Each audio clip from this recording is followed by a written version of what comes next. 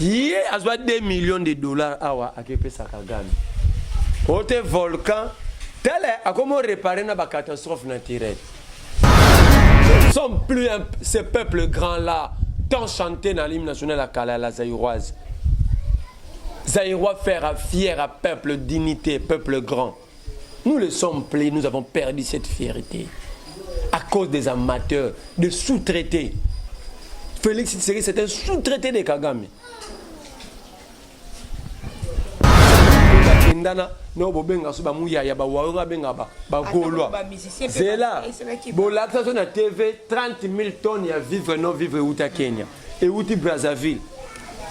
Où sont partis tous ces dons là pour qu'aujourd'hui Kagame ait retourné la biso bandako?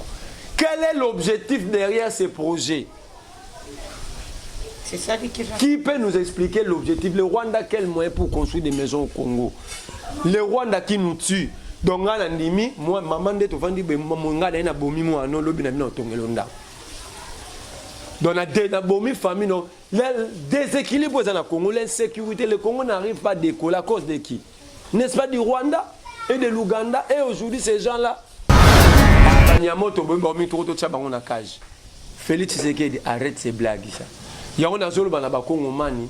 Félix Tshisekedi 2023 a tout pakoli dongo au coglicité. Ata balali so brana zambo balona ka dongo pakoli olali il y a un mois au coglicité. Ata maman ta comme président ta CENI. Ata kabuya ata kabund au kozwati. Ngé chaku national. Boni chaku akokota débat ya batu. Kotangela ngamendete. Na Félix Tshisekedi abike men. Non boya kadi botambo pona ko boya kadi mais il y a le but que non botambo pona ko soutenir exécution ya musala kadima. Ko tuna ye pomo la kitata mokolo mundela asoka ko koma mokolo maele ko mata. Ye moto mwindu mende a koma mokolo maele zo kita. Tuna ye kadima dia sali musani po ba mbake soutenir ye. Kati. Ezaka batu ko mona ba ko tsaka ba makelele après 37 ans école buissonnière. Bakongo mani babimi po balo ba taxe rame longwa boyesa ki biso rame ko soutenir gratuité kufi sko rame tikali pona nini bino ba pandisa ngo tuna bango balo ba na biso nini rame zo soutenir gratuité c'est kufi et ça sous et gratuité kufi de gratuité zali yone mtolobi ke kufi na 7e na 8e longwe.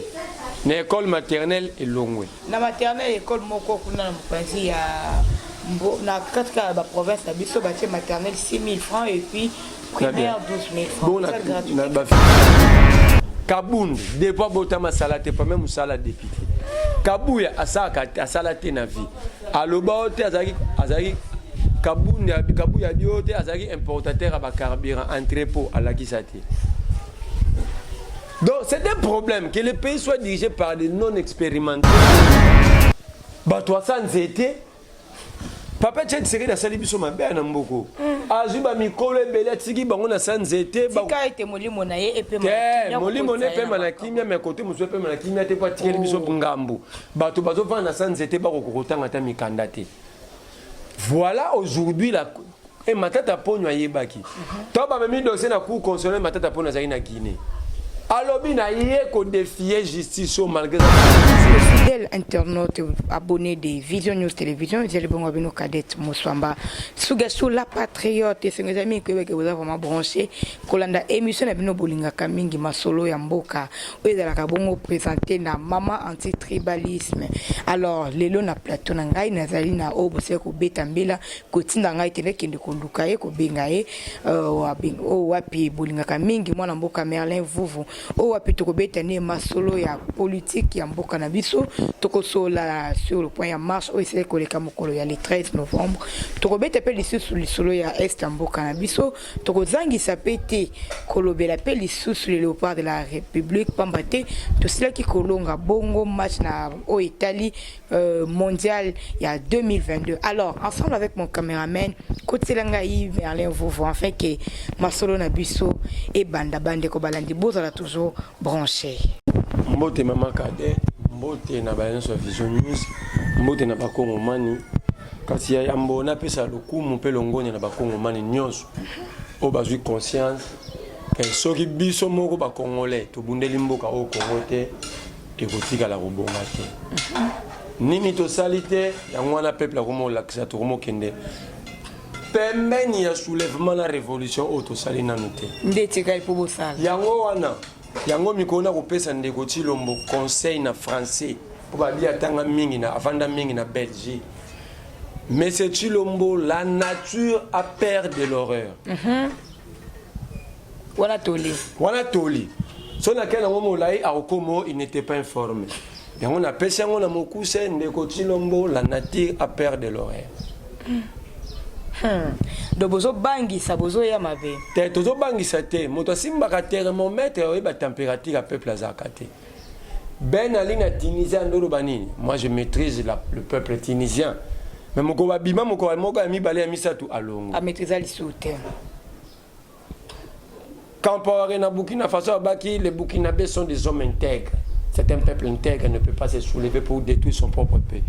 Mais mon peuple intègre tomboka gi Andimagita Kei. C'est-à-dire ba marcho Alpha Condé. Alobaki l'armée guinéenne ne peut pas détruire ou chasser ses propres dirigeants. Mais Alpha Condé kendeka en armée. Mobutu alobaka tant que kozana bomoy akobenga maka ex-présidenté. Ami kufela kite abenga ex-président. Alors nako sa ndeko Tshilombo. Prudence et mère de sûreté. Un homme intelligent, c'est celui qui sait quitter les choses avant que les choses les quittent. Ok, tokota na masolo ya mboka na biso. Moi mboka Merlin vous to betena du solo ya cour constitutionnelle pambate. Basila qui se déclarer incapable ya ko juger l'ancien premier ministre Matata Ponyo na dossier ya Bukangalo to na éviter incapacité na bango ebimeli wapi mwana mboka. Ya nona ya motuna naona ko ebisa yo na sepeli po kulutu nango Augustin Kabuya secrétaire général de pesa komi kotanga. Oh. Pona ebisa ki mikolo eleki ando ba so kabino bobimi na kobimisa ba combattant IDPS. Na ba combat ba militaire ba parti nyonso union sacrée bokomona. Na pesa ki etoli na bikulu tutanga histoire politique ya Afrique. Pe ya humanité. Soki oyebite Charles Blé Goudé, ya Côte d'Ivoire, a kenda ce pays pour Sima Mindukite pour avoir lancé un appel na parti na bango ba bima contre ba militants ya opposition de la société civile et écouter ba mort et des morts. Charles Blé Goudé avant d'arriver dans ce pays pendant 5 ans. Yango na ebisa kiye. Nde ba ivoirien ba lobaka soka boyi ko tanga mikanda pas comprendre l'histoire na betela kiye si les garçons abimisa ba militants IDPS biso de ressaisir ces pays. Mais Nzambe pe a salelié à la kise mikanda atangi nomoni avant d'aller kibia. En tout cas le kumu ndengo komo tanga mikanda pour komo comprendre mbao. Na ena mama Matata Ponyo. Mbala boni yo ya mbinga na dossier Matata Ponyo lobike cour constitutionnel. Ba kotika la kosambisa Matata Ponyo. C'est comme si au sakola qui hein. Tena sakola qui te za mikanda. Les problèmes bandeko na biso IDPS ba lexaka tango na CNZT. 37 ans d'école buissonnière sans cahier sans stylo. Et conséquence même en bamikyo ba komi na français ya pété ba ko kotanga te.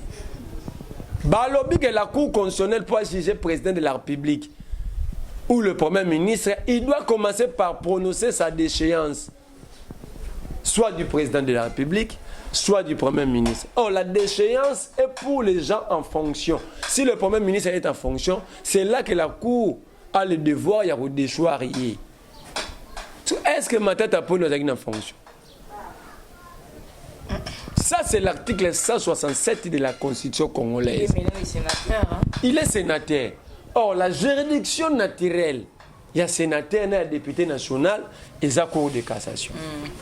So bango batate ya mikolo bongo balobio baza ba docteur en droit batanga na ba Belgique batanga na ba Suisse o monaka moko na posa camere a critiquer biso abibino botanka na ba ipena wa ngana na diplôme à Genève de diplôme à Genève et l'accès qui article 167 donc tala classe bango batanga na Genève ya koyeba kotanga mikanda te et la cour Matata Ponyo intelligent qu'il est, à quel soit professeur Yamoune aza simplement professeur te c'est un doctrinaire tuna bato basala droit ba qui est doctrinaire nga bakangi nga kombala boni nakoti ba ane ba denia na ke prison makala tuna avocat nyonso na droit pénal a rotang eloko ni satanga professeur Raphaël Nyabirunga et Nyabirunga soulevé c'est le professeur Nyabirunga soulevé c'est baba ngoni en toi ces exceptions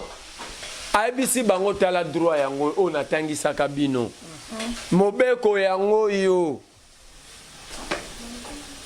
le professeur Luzolo Bambi professeur à droit pénal pas sango na boso na poté abaki soki cours constitutionnel les sambisi matata pognon il faut fermer toutes les facultés de droit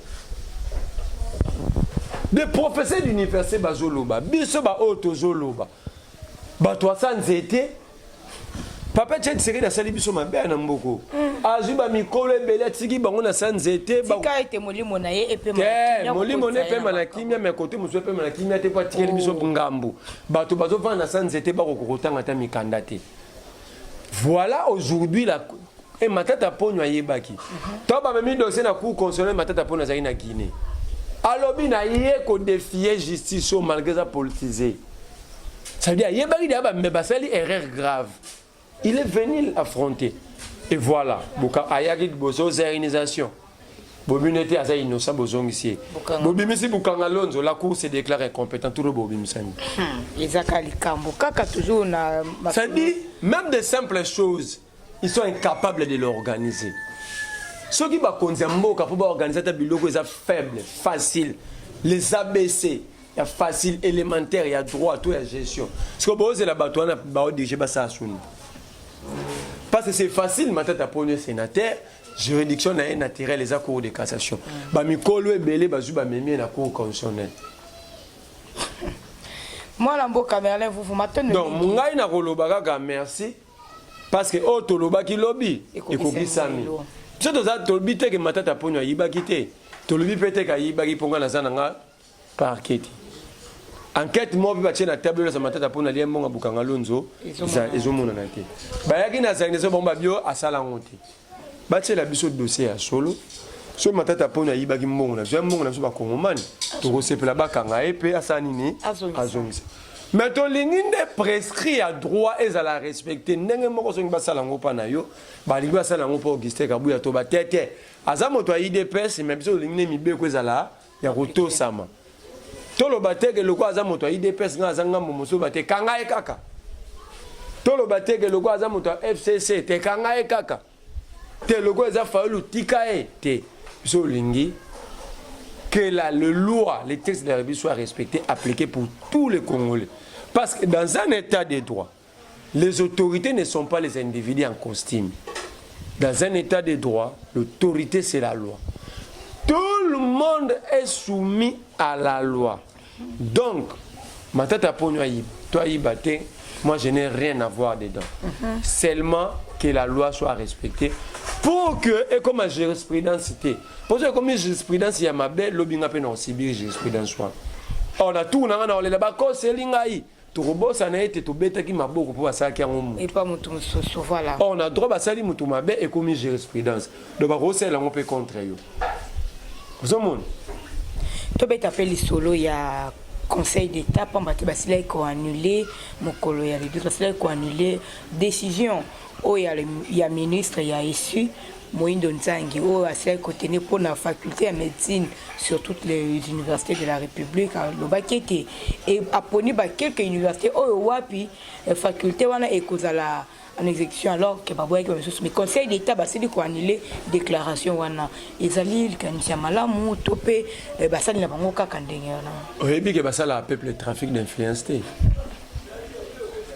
basaka peuple trafic d'influence té le peuple s'est décidé sur une mode de gestion à tchango na constitution à ka salir la référendum peuple akabi na limi botambu sanga la lolenge o et batamaelo batangi ba élite basali ba dériva ba texte c'est-à-dire à partir de la constitution qui est la loi mère basali ba loi organique pour gérer ce secteur par secteur parce que constitution peut sera ba ligne maîtresse yo Moïndo Nzangi olali na olamuki soki vertige bando botamo comme ministre était oyeka ka bou moyindo nzangi na bo moyine atata to abotai ata école maternelle à desal ça là école maternelle à desal ah oui bien peut-être dans la flèche na bango ça c'est école oui ba tete hein yebi politique congolais te mudu ta tongi toilette na école bengi ba cameraman bonga ton école Kabundi kuta tongi ka 4 toilettes na kise so même ba cameraman ta lebele yoni na on la Kabundi lelo bonga na kosi ko ba koloba na peso exemple ya université ça bino ya Simon Kimbangu awa Simon université wana basale la laboratoire ya Inikini bazana faculté de médecine mais bazo reconnaître que bana laboratoire même dans le monde les relations interuniversitaires existent aka donc au monde université quoi ils peinent à celle à table bibliothèque ya ISP ça dit parce que baza pembeni betile bana facilité roya otanga ba livre kuna université Simon Kimbangu ozana na quartier Kimbangu na commune na Kalam bana faculté médecine na laboratoire technique à laboratoire batali ke bana ba professeur bien mais ils n'ont pas de laboratoire parce que ni betile bandima ba futaka mo mbongo ya labo mbongo pour la laboratoire bango ba futaka na Inikini betile ke la pratique wapi na système na Inikini donc ce qu'on déclaré université non fiable c'est que c'est l'Inikini qui est non fiable. Parce que les laboratoires utilisés par les étudiants de cette université, ce sont les laboratoires, il y a Inikini. Comment maintenant on dit à Inikini au Kangi O? Vous avez un ministre. Donc, dans le même bureau, qui est ces amateurs, ils ont une lecture. Ce sont des amateurs. Moi, je n'ai jamais dirigé. Moi, je n'ai jamais dirigé. C'est un amateur. Des amateurs qui circulent ici. Kabila Juba tu na tongé na Belgique ayi na bango déposé bango na palais de la nation comme problème mboka mbim. Obio université Simon Kimbangu okangi faculté de médecine. Pourquoi non viabilité? Pendant que cette université faculté c'est la laboratoire Inikini. Pourquoi tika ki Inikini? Comment est-ce que arrêté on nous a déclaré que ils avaient violation?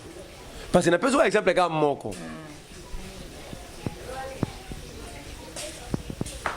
Inikini, ILK a c'est le laboratoire sous PA Inikini. Donc tu vois que la non-viabilité c'est l'Inikini et non ces universités privées. Dans l'université qu'il faut fermer, la faculté de médecine c'est l'Inikini. Comment ça Inikini? Mais l'université privée c'est le laboratoire il y a Inikini. Est-ce que vous comprenez? Non, je comprends madame. Il faut pas payer ça. On va y être c'est ça. Et non. Ça c'est un deuxième étape. Tant que moi, nous avons une décision à l'université, on a une faculté de médecine. Au cours de l'année académique, parce que l'année académique était déjà en cours, a décidé qu'il n'y a pas de études qui va faire na bango, anga ke tcha bango wapi na ba université nini, il avait quel moyen en termes de finances pour déplacer ba étudiants wana, ya reloger bango. Aujourd'hui on a préalable. Ce n'est pas parce que tu as besoin, mon ami que papa a besoin à ton là-bas nenda. A somba lupango.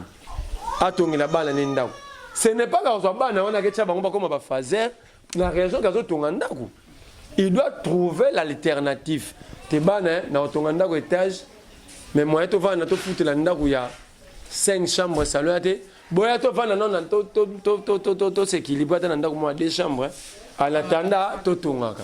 Moi nous avons proposé qui alternative nini pour les étudiants parce que na faculté Inikini. Ba na médecine ba comme na ba 3e grade.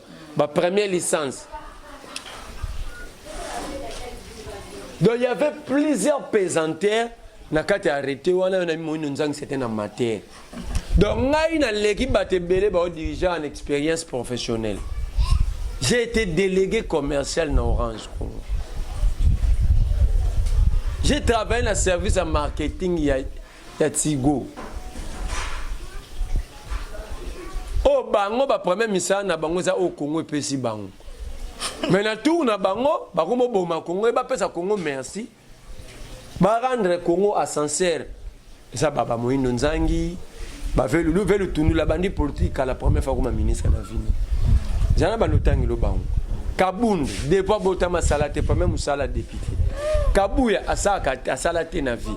Aloba ote azaki Kabuya diote azaki importateur à carburant entrepôt à la Kisati. Donc c'est un problème que le pays soit dirigé par des non expérimentés. À propos de yo, ils ont concerné Bobele Yomoko. Dans son constaté. Dans le but que so concerné. Dans le but yo zala kina bangote na temps on soyeba ki bango na. Kabunda yotanga. Tu vois ça là qui n'est. En réalité dans un pays sérieux, il faut qu'on a besoin Kabunda après 3 ans de sous. Assis sa classe, avec un stage professionnel après y. De ce côté. Mais non bien. Et ça critique. C'est un monsieur qui a contribué à combat politique du Congo. Asa parmi les bateaux, il a contribué à l'auteur à ma casse, il peut même sembler alternance. Mais il y a des choses qui sont vraies au photo Loba. Un étudiant, le pays aura besoin de lui après ses études. Alors, est-ce que Kabou n'est-il pas étudiant? Donc, si ça dossier, donc, nakoyebisa bango ata bango ba une expérience ité mais na ba cabinet na bango ba lukata bato ba une expérience bato ba na moi minimum ya professionnalisme parce que bango baza ba amateur zomo pour que ba aider bango que tes décisions o yangote ba zo ngo donc mais étudiant ba na ba première licence na ba université quoi Simon Kimbangu na médecine banga basuka ne pas aider la première licence yo yeka rokangi sans alternative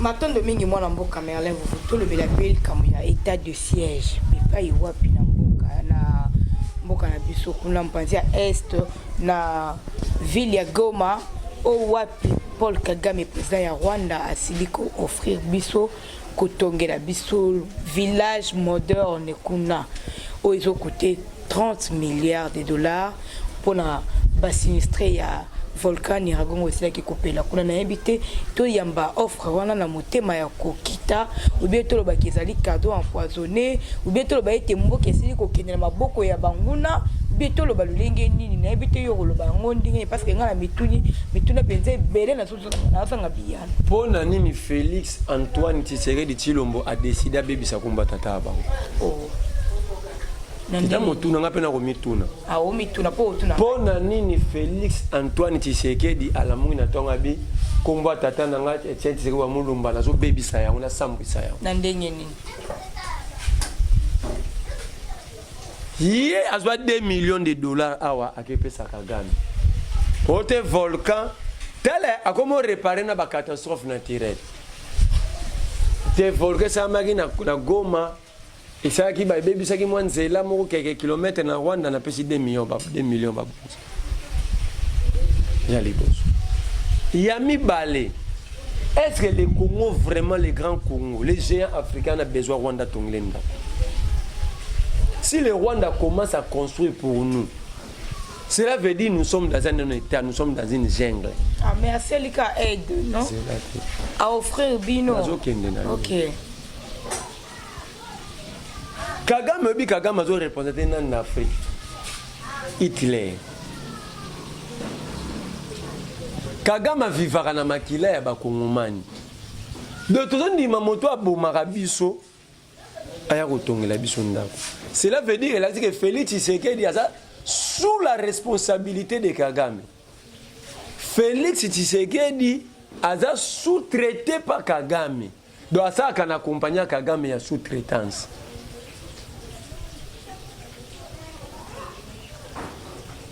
Kagame Yemoko a la sous-traitance de la communauté internationale.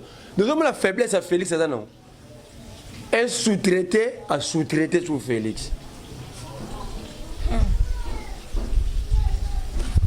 Tous les rapports mon récent au mois de septembre 2021 à Conseil de sécurité, résolution.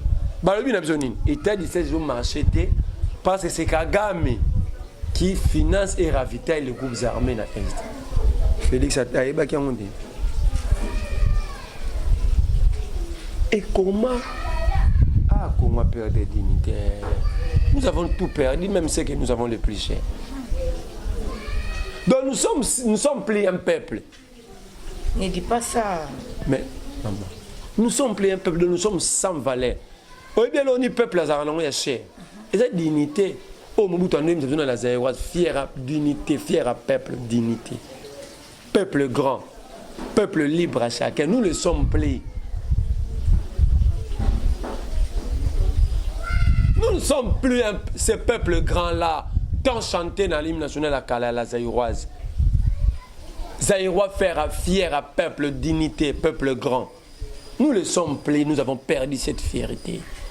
À cause des amateurs, des sous-traités. Félix Tshisekedi, c'est un sous-traité de Kagame. Toba qui offre un cadeau empoisonné. Mais, nous avons un exemple. Est-ce que le Rwanda peut nous construire des maisons? Le Rwanda, quelle architecture? Le Rwanda, quelle université? Le Rwanda, Isoto, IBTP. Le Rwanda, quel moyen? Est-ce que le Rwanda 30 milliards? Entre nous et le Rwanda, nous avons la bateau. Biso na Rwanda, nous avons la banane. Banane, il faut pas que c'est un rapport entre Biso et Rwanda. Le Rwanda part des collines et des vaches. Banane. À part Bangomba, na Bangombe, Rwanda zanani. Félix Tshisekedi a bandi ba blague depuis Kala. Première blague, il arrive, ba nommé par Kabila. Kabila débauché, il dépresse Mobimba, Pessi Bangombo. Félix va rendre hommage na mémorium il y a génocide à Rwanda. Pendant que le Rwanda, dans le génocide, a perdu plus de 3000, plus de 1 300 000 habitants, mais nous avons perdu plus de 12 millions de Congolais de 1998 jusqu'aujourd'hui à cause du Rwanda. Non, 1998 jusqu'aujourd'hui à cause du Rwanda. Félix Tshisekedi n'a jamais reconnu cela. C'est une malédiction. Makobola, Moba, Tingi Tingi, Bundudia Kongo, Beni, Ituri, Uerumu, Gungu, Komanda, Butembo, Massisi, Walikale, Walungu, Ouvira. Félix n'a jamais reconnu tous ces morts-là.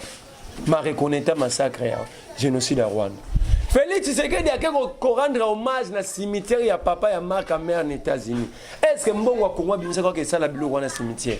A comme spécialiste au hôtel arabe, si a été la cimetière ya Jésus. Oh même bourgmestre ya commune moi Israël a salati. Azuki wana te a été na cimetière Abraham, na fleuve Jourdain est-ce que ba bâtissa ki Jésus? Merlin. Et la site officiel la présidence ba commune. Le président de la République séjourne en Israël. Pendant son séjour en Israël, il a visité plusieurs sites touristiques. Voilà ce que Félix Tshisekedi a comme le président. À Tamboulara, qui est dans la pyramide, à Kangara, photo, comme on dirait, photo Torga, à la costume, à Kangi, photo Tchouaké, à Yenango, bâti dans site. Pendant ce temps-là, les Congolais meurent de la famine. Rapport officiel. Plus de 37 millions de Congolais vit sous l'insécurité alimentaire. Chaque enfant congolais, au Congo, chaque 10 minutes, nous perdons un enfant de moins de 10 ans à cause de la famine. Félix Tshisekedi le sait. Et Félix Tshisekedi a tel à Bibozo, Sony, à Souka, Napiabino, pour comprendre que le Rwanda va construire des maisons au Congo. Ok.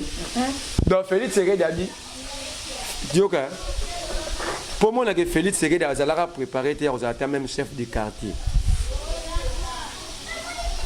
Même parti politique a hérité. Nabilamba a Tshisekedi a hérité parti. A hérité na Congo. Akeko benga mususu liyaou a hérité Congo a tata na bango. Akeko zwa mususu to benga Mr Ram, Monsieur Ram qui basa Maliba a hérité Congo a tata na parti. Donc les héritiers dirigent. Les non-héritiers, conséquences, c'est nini. Bazo calculer bien. Bah on a Congo pesa bien batatana bango batikile ba. Moi la boka na la. C'est là. Le logo est coupé sa kanda. Le Rwanda va construire des maisons pour les sinistrés congolais. N'est-ce pas batinda ka ba warrior o ba kenda okanga ba photo na lave ya volcan. Ba memeki mbongo. Mbongo est-ce que ça qui musani. N'est-ce pas ba bete tolo ba don pour na ba sinistra Niragongo. Sama lukonda kendana no bobenga so ba muya ya ba waronga benga ba golwa. C'est là. Bolaksa sur la TV 30 000 tonnes ya vivre non vivre uta Kenya et uti Brazzaville. Où sont partis tous ces dons là pour qu'aujourd'hui Kagame ait retourné la biso bandako? Quel est l'objectif derrière ces projets? C'est ça qui question. Qui peut nous expliquer l'objectif? Le Rwanda, quel moyen pour construire des maisons au Congo? Le Rwanda qui nous tue. Donc, moi, maman de tout vendre, mon gars, n'a bomi moi, non, l'objet n'a pas tongelonda. Donc, la bomi famille, non, le déséquilibre dans le Congo, l'insécurité, le Congo n'arrive pas à décoller à cause de qui? N'est-ce pas du Rwanda et de l'Ouganda? Et aujourd'hui, ces gens-là, donc, babomi bino, bah, sur le rôle là, Saint-Clément. Donc, en fait, Félix Tshisekedi autorise Kagame de nous insulter. Au-delà, au finga, il y a Roboma Bisso, Félix Kagame, finga baron. Ça, c'est de l'insulte. Et j'appelle aux enfants de l'Est, ce babandi projet, on a beaucoup kayango. Ce babandi a retourné yango, beaucoup kayango, je compte sur vous. Et nous allons vous soutenir, beaucoup kayango. Oui, Kolobasema, Kolobaka, Teba, habitant, il y a SD, pour soutenir, on peut pas sur place. Babou kayango. Ça, c'est quel pays? Mais na puis na bino pe a na biso nyo surtout a na ni. Soki bango ba bandika ko buka yango jour ba bando buka comme ça to bimi na balabala. Et Félix Akeba jour année aux départ na. Ça c'est quoi ça? Donc mutaya bomi moi si na yo bomi moi na yo a violé bana yo lobi abina yo tongelo ndao. Ça dit il paye les sons des Congolais par des maisons. Donc ils nous considèrent comme des animaux à route. Donc on est ba cage ba tongela biso. Ah banyamoto bomi to tsa bango na cage. Félix Tshisekedi arrête ces blagues ça. Yango na zolo bana bakongo mani Félix Tshisekedi 2023 ato pakoli dongo okoglisité. Ata balali so bana zambo balona ka dongo pakoli olali il y a un mois okoglisité ata maman ta comme président ta CENI ata kabuya ata kabundu okozwati. Pour laquelle lié. Sauf Félix a joui, le peuple va se prendre en charge. Tout le monde appelle solo il y a bloc patriotique. Parce que comme est-ce que vous comprenez le que tu peux se mettre kanda makas. Que moto azo boma biso le monde entier azo continuer ko reconnaître que Kagame moto azo boma Congo azo boma ba Congolais na est. Félix Tshisekedi a bandi première blague toto nganzela na Rwanda. Ba or na biso e koma ko zala rafiner na Rwanda. Oyebi isini ba tonga na Rwanda po ba rafinera or na biso. Oyebi ba tonga on a combien? Na 7 millions de dollars. Mais plutôt bimisa 28 millions pour to soumettre ba député ba Jeep. Nous sommes là comme peuple congolais. Bozo pesa ba or na biso na Rwanda, biso baboka taka biso na ram. Donc régime Félix Tshisekedi de régime à l'état moyini ya miyibi. L'unique gouvernement tchaka peuple maboko na poche po yiba. Oko banga moyibi na rond-point Ngaba, oko banga moyibi na Victoire, oko banga moyibi na Ipen, oko banga moyibi pardon na Kinshasa mais l'état congolais ko tchoma maboko na poche oko banga obelele moyibi. Et conséquence Kagame prend la décision de construire des maisons pour les Congolais. Gravissime, ça ce n'est pas grave, mais c'est gravissime. Il faut détruire ces maisons, il faut faire vite, il faut chasser Félix Tshisekedi. Il faut chasser Félix Tshisekedi du pouvoir. Et je te dis, il sera le premier président du Congo à rouler le pouvoir à la prison de Makala. Maton Domingue, moi, dans mon caméra, tout bête solo, il y a bloc patriotique, et puis il y a marche na Bunisle Koleka Mokolo, il y a le 13 novembre dernier. Pas matin, on a été aussi lisa émission, mais surtout comme vraiment la sourate tout qui m'a bango. Si ma yango, tout le bel on a moi poussé marche yango, parce que je pense qui la carte ya milulu yango, il s'est habitué les cas qui le ligne nini, tout compter bilan yango est en ligne voilà. Pour la biso bato benga ki bato na nzela bileza positif. Benga marche na marche za bileza positif. Omoni ba Congolais ba tamboli même na se ya mbula. Oui, na se ya mbula pene ba Congolais ba bitia to rotambula to tamboli poto lo ba non na kimoyibi aram escroquerie. L'état ko yiba bato mbongo na poche. A ko tia bato maboko na poche. To lobi non na kadima. Noki bato ba lobi bo tamboli na bato ba bomaki Rossi Mukendi. Tolobaka était héros balelaka était mais ba célébrer. Je pose la question à tous ces amateurs qui disent ça. Comment est-ce qu'on célèbre un héros? La mère mène pas le but qui vous tambola. Te mendaza kamotuté na Félix ebi ke mendaza Tchakou. Oh. Yo ebité bato benga Tchakou national. Bongo so ba bengi. Boni Tchakou a rekota débat ya batu. Kotangela nga mendete.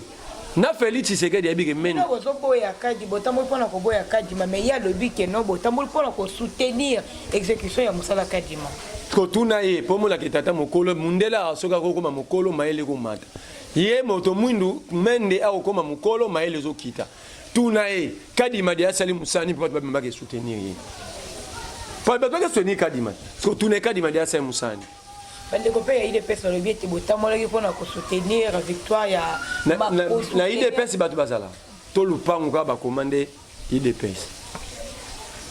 IDP c'est ça trop vide. Au baba en français, c'est le coquille vide. Coquille vide. Et l'eau que ça te qu'on a la carte. Et ça quand bateau comme on a barre au tchaka ba makelele après 37 ans école buissonnière.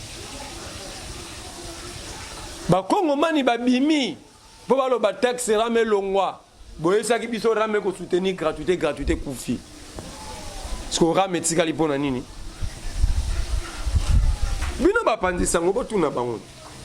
Ba lo ba na biso nini? Rame zo soutenir gratuité. Parce que gratuité c'est koufi. Et ça sous. Et gratuité koufi, gratuité zali, yo nem to le bi ke koufi. Na 7e na 8e elongwe. Na école maternelle elongwe. Na maternelle école moko kuna na mopanzi ya na katika ba province na biso ba maternelle 6 000 francs et puis primaire 12 000 francs. Bon na ba village vous na ba école ya on ba tia ba mandala là. Donc gratuité et ça souci. Ce que tu connais pas comment on fait un minerval na ram. Ce que tu ça ndini.